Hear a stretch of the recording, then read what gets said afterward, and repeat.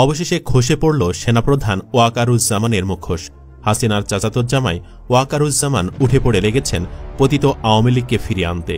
আওয়ামী লীগের ফিরে আসায় সমঝোতা করতে ছাত্র নেতাদের ওপর চাপ প্রয়োগ করছেন সেনাপ্রধান।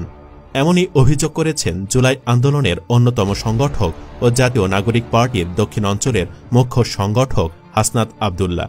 আর এই তথ্য ফাঁস করায় হাসনাতকে দুনিয়া থেকে সরিয়ে দেওয়া হতে পারে বলে শঙ্কা প্রকাশ করেছেন অনেকেই। এখানেই শেষ নয়, এখন একের পর এক বেরিয়ে আসতে শুরু করেছে সেনাপ্রধানের সমস্ত অপকর্ম। জানা যাচ্ছে পিলখানা হত্যাকাণ্ডেও জড়িত ছিলেন ওয়াকার। অনেকে বলছেন ওয়াকার পিলখানা হত্যার সাথে জড়িত ছিল বলেই হাসিনা ওয়াকারকে সেনাপ্রধান বানিয়েছিল। জুলাই বিপ্লবে ওয়াকারের হাতে দ্বিতীয় কোনো অপশন না থাকার কারণে ওয়াকার হাসিনাকে পালাতে সাহায্য করে। এতে করে হাসিনা প্রাণে বেঁচে যায়। বলা যায় ওয়াকার হাসিনাকে বাঁচিয়ে দিয়েছে, না হলে সেদিন ফ্যাসিস্ট হাসিনাকে শেষ করে দিত সাধারণ মানুষ। স্বৈরাচারীর বিচারও এভাবেই হবার কথা ছিল, কিন্তু ওয়াকারের জন্য তা সম্ভব হয়নি। হাসিনা পালানোর আগে ওয়াকার হাসিনাকে প্রতিশ্রুতি দেন তার সকল নেতাকর্মীকে নিরাপত্তা দিয়ে দেশ ত্যাগ করতে সাহায্য করবেন। ওয়াকার তার প্রতিশ্রুতি রক্ষা করেছে এবং এখনও করেই চলেছে। প্রশ্ন হচ্ছে, সেদিন যদি হাসিনা না পালাতো তাহলে কি হতো? সেদিন হাসিনা না পালালে একদল বিদ্রোহী সেনা অফিসারের হাতে ওয়াকারের প্রাণ যেত এবং হাসিনার মৃত্যু হতো গণভবনে, সাধারণ ছাত্র জনতার হাতে। সুতরাং যারা বলে ওয়াকার আমাদের উদ্ধারকর্তা, এ কথা সম্পূর্ণ ভুল। ওয়াকার যদি দেশপ্রেমিক হতো তাহলে হাসিনাকে পালাতে সাহায্য করত না, বরং হাসিনাকে বন্দী করত। এখানে শেষ নয়, বহুল আলোচিত আয়নাঘরের বিষয়েও সবকিছু জানতেন ওয়াকার। বছরের পর বছর কর্তৃপক্ষ গোপন কারাগারের কথা অস্বীকার করলেও শেখ হাসিনার প্রায় 16 বছরের শাসন ব্যবস্থা ভেঙে পড়ার পর গুমের শিকার ব্যক্তিদের অনেকে ফিরে আসছেন। তাদের মুখে জানা যাচ্ছে সেই কারাগারের লোমহর্ষক বর্ণনা। আয়নাঘরে বন্দি দশা থেকে ফিরে আসা যারা একসময় চুপ ছিলেন তারা এখন নির্মমতার বর্ণনা দিচ্ছেন, যেখানে গত 1.5 দশক ধরে গুম করা ব্যক্তিদের অমানবিক অবস্থায় রাখা হতো, অথচ সেই আয়নাঘরের সকল প্রমাণ নষ্ট করেছে ওয়াকারের লোকেরা। এদিকে ক্যান্টনমেন্টের মিটিংয়ে সার্জিস আর হাসনাতকে যখন ওয়াকার আওয়ামী লীগকে ফিরিয়ে আনার প্রস্তাব দিল, তখন ওরা একদম ক্লিয়ার বলে দেয়, আপনি এটা করলে 5 তারিখের উল্টো ইমেজ তৈরি হবে আপনার, সারা দেশে ভিলেন হয়ে যাবেন। ওয়াকার সঙ্গে সঙ্গে উত্তর দেয়, আই কেয়ার নাথিং, কে কি বলল আমার যায় আসে না। এদিকে বড় বড় তালেবররা কয়েক মাস ধরে ওয়াকার আর কচু খেতে দালালি করে যাচ্ছে। ওয়াকার এখন পুরোপুরি আওয়ামী পুনর্গঠন প্রক্রিয়ায় ঢুকে গেছে, নিজে সব লিড দিচ্ছে। ছাত্রদের বিরুদ্ধে চরিত্র হনন আর দুর্নীতি নিউজগুলো কোত্থেকে আসছে সেটাও একদম পরিষ্কার হয়ে গেছে। পিনাকি ভট্টাচার্য বলছেন, ওয়াকারকে শুধু একটাই কথা বলবো, নাটক কম করো প্রিয়, মাসুদ যেমন ভালো হয়নি তুমিও ভালো হবে না। তালেবরগিরি কিভাবে জয় বাংলা করতে হয় সেটা 32 নম্বরে দেখিয়ে দিয়েছি। সাহস ভালো, কিন্তু অতিরিক্ত সাহস ভালো না। খালেদ মোশাররফও সাহস দেখাইছিল, আওয়ামী লীগ আর ফিরবে না, ফিরতে দেওয়া হবে না, ফুল স্টপ। তবে অনেকেই হাসনাতের এই খবর প্রকাশের পর তার জীবনে নিরাপত্তা নিয়ে শঙ্কা প্রকাশ করেছেন। অনেকে বলছেন এই গেমে হাসনাত ভাই হেরে যাবেন। আমি জানি কাল থেকে হাওয়া থেকে আসমান থেকে দুর্নীতি বা নারী কেলেঙ্কারি নিউজ আসতে থাকবে। ফরম্যাট এক থাকবে, নিউজ এক থাকবে, খালি মিডিয়া আলাদা। বাট ফ্যাক্ট কি জানেন? যে মিটিং থেকে উঠে আসছে ওইটা অ্যাকসেপ্ট করলে 5,000 কোটির ফান্ড পেয়ে যেত হাসনাত। বোকা মানুষ, টাকাও ছেড়ে আসছে, এখন আবার ওই দুর্নীতি নিউজেই ফাঁসবে। বাংলাদেশে এমনই হয় সাধারণত। আজ পর্যন্ত ওই প্রেসক্রিপশনের বাহিরে গিয়ে কেউ রাজনীতি করতে পারে নাই। হাসনাত পারলে ভালো, না পারলে ছেলেমেয়েদের আজকের এই গল্পটা শোনাবো আমি। শোনাবো আমাদের এক জার্সি পরা ক্যাপ্টেন ছিল, হ্যাঁ কাপ্তানি তো। যখন 1000 কোটির ডিলিংয়ে ক্যাশ প্রেমিকরা দেশপ্রেমিকের সার্টিফিকেট বিক্রি করেছে, তখন এই ছেলেটা একটা জার্সি পরে সেটা সবাইকে বলে দিয়েছে, salute captain Bangladesh.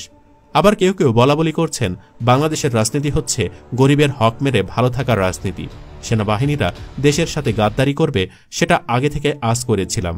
Hasnat last পোস্টটা যে সৎ সাহস নিয়ে করেছে তার জন্য জীবন দিয়ে এর মূল্য দিতে হতে পারে যদি দেশের জনগণ এক না হয়।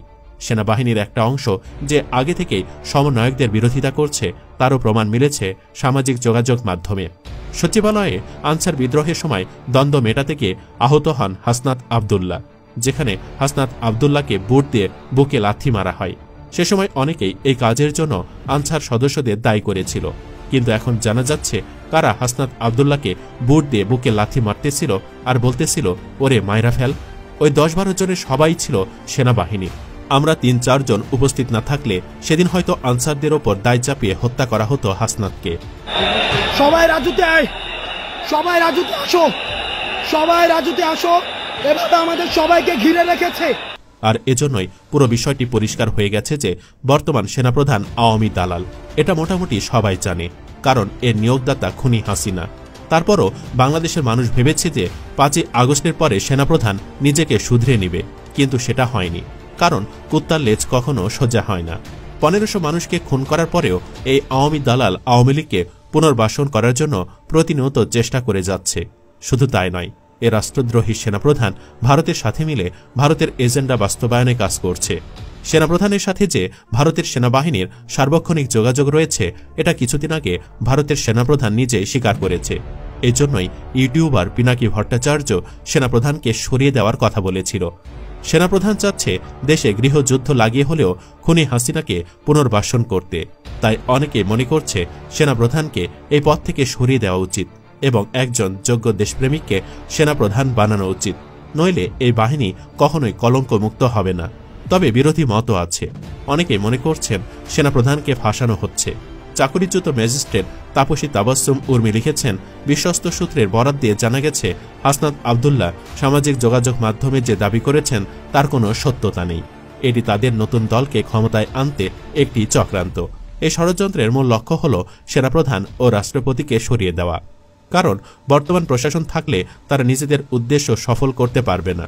প্রথমে ছাত্র ও সেনাবাহিনীর মধ্যে সংঘর্ষ সৃষ্টি করে দেশকে অরাজকতার দিকে ঠেলে দেওয়ার পরিকল্পনা করা হয়েছে।